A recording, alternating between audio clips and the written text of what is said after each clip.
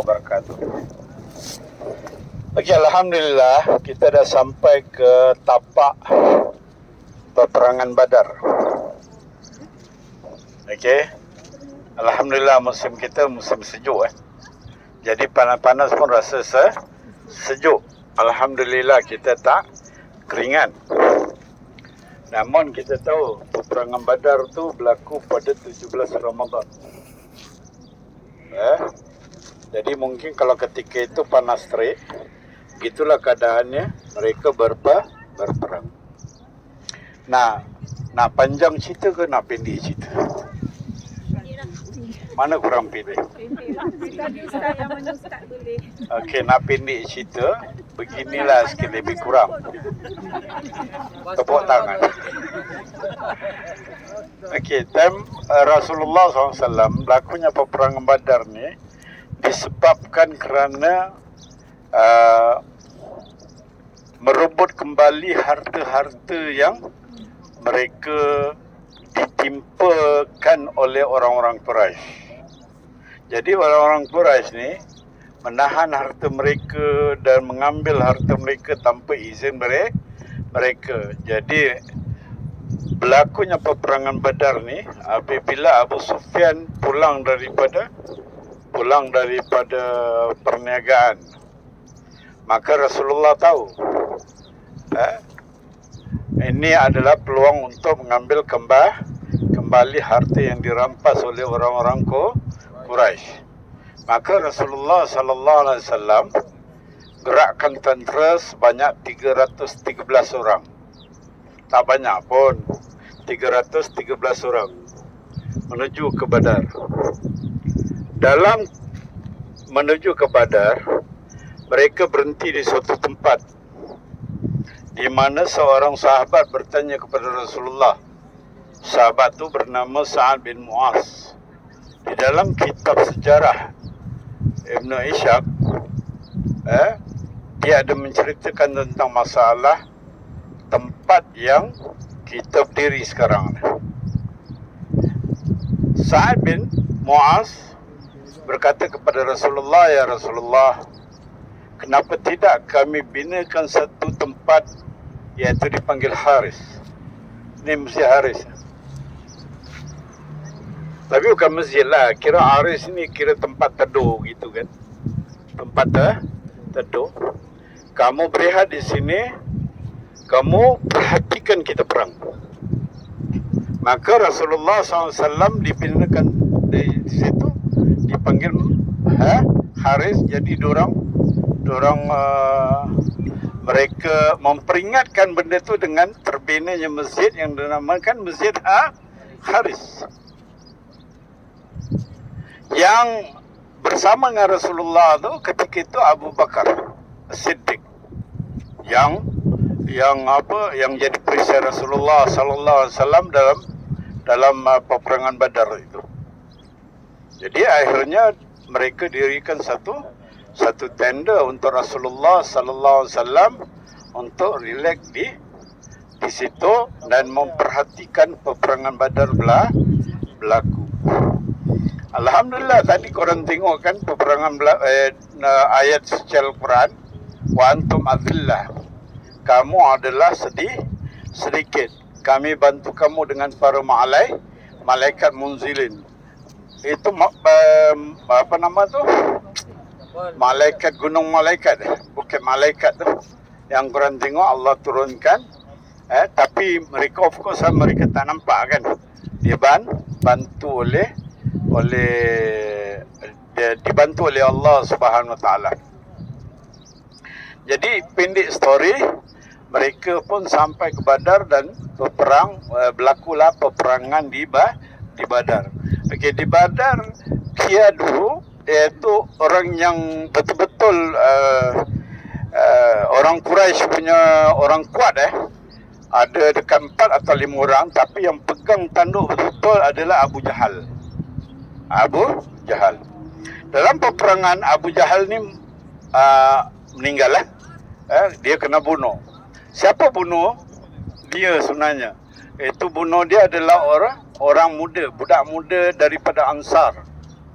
Kalau tak silap ana, nama dia Mu'az bin Amr sama Mu'az bin Afrah.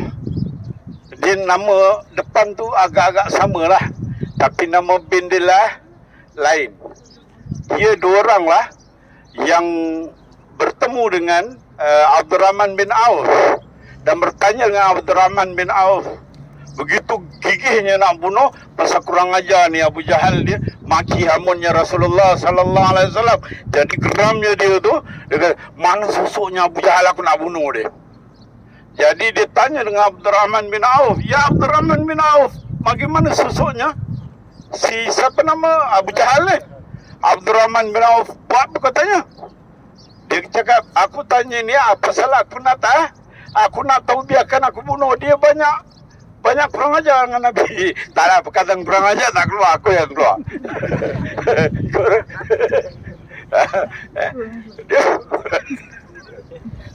Jadi Abdurrahman bin Auf kasih tahu dia punya sosok.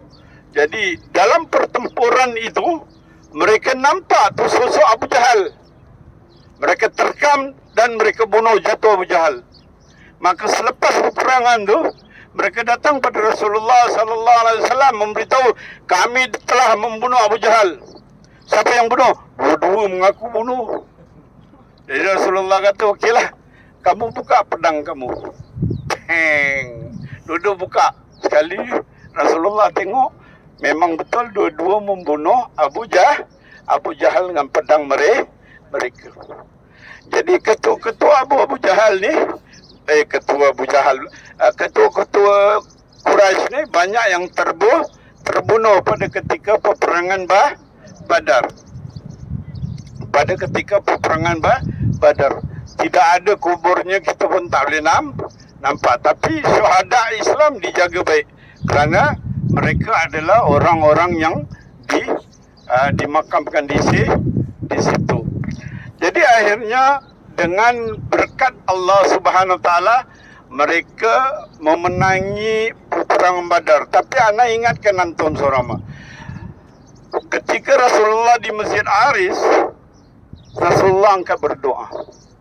Apa doanya Rasulullah? Ya Allah, ya Tuhanku, seandainya engkau tidak memperkuatkan prajurit Islam ini, maka semuanya akan gugur. Itu sikit lebih kurang mafhum daripada kata-kata Rasulullah doa. Jadi Rasulullah berdoa agar diberikan kemenangan kerana waktu itu sedikit 313 challenge 1000. Berapa banyak? 3 lawan 1, macam mana nak menang? Kalau logik kita kata 313 senang-senang depan pancung. Betul tak? Tapi kerana doa Rasulullah diterima oleh Allah Subhanahu Wa Taala, Allah membantu mereka dengan para malaikat yang tidak mereka kelihatan. Of course mereka tidak kelihatan, tapi mereka menang tak? Mereka menang. Maka itulah Islam tu berkembang sampai sekarang daripada peperangan pertama, iaitu peperangan Badar yang berlaku di apa nama tu? Di Madinah, bukan di Mekah. Mekah belum lagi ada perintah perang. Perintah perang hanya berlaku di Madinah. Mudah-mudahan peperangan ini akan menjadi inspirasi kepada kita untuk menegakkan diri kita dengan kalimah la ilaha illallah, kerana Allah dan para malaikat telah membantu Rasulullah dalam menegakkan kalimah pada ketika peperangan Badar yang sedikit jumlah orang Islam dan banyak sekali jumlah orang kafirun. Dan mudah-mudahan kita ingat inspirasi kepada kita untuk kita menegakkan kalimah la ilaha illallah dalam diri kita. Faham tak semua? Okeylah, insyaAllah itu je yang akan sampaikan tentang Badar. Ana pun haus.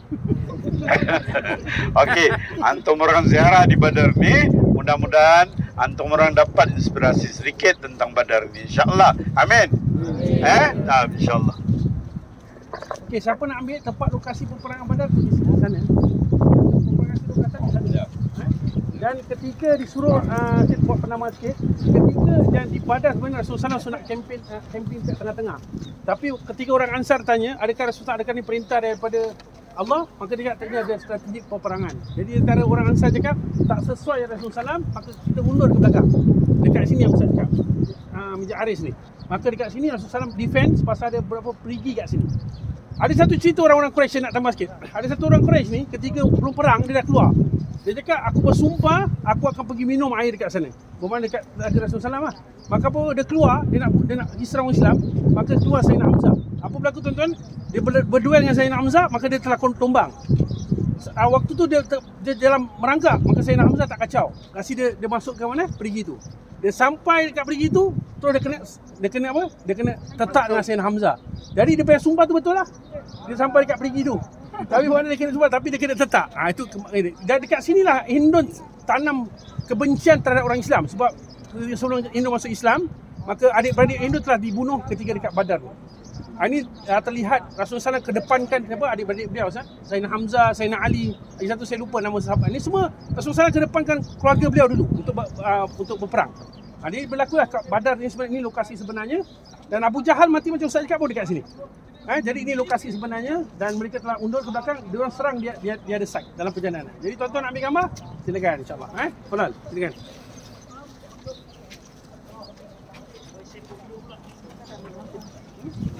Gambar